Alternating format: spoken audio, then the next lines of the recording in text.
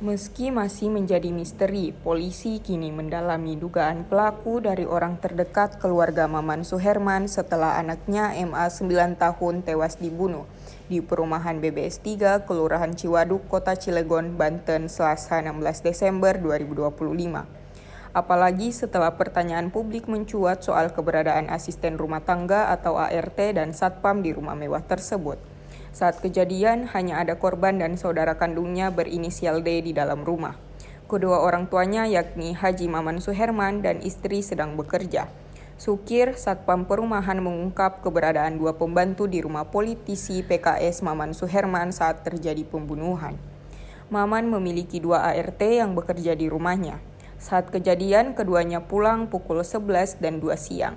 Sementara peristiwa tersebut pertama kali diketahui ayah korban sekitar pukul 14.20 waktu Indonesia Barat setelah menerima telepon darurat dari anak keduanya berinisial D. Artinya 20 menit setelah ART terakhir pulang, pelaku masuk dan melakukan pembunuhan. Sigit mengatakan ada total 22 luka di tubuh MAHM.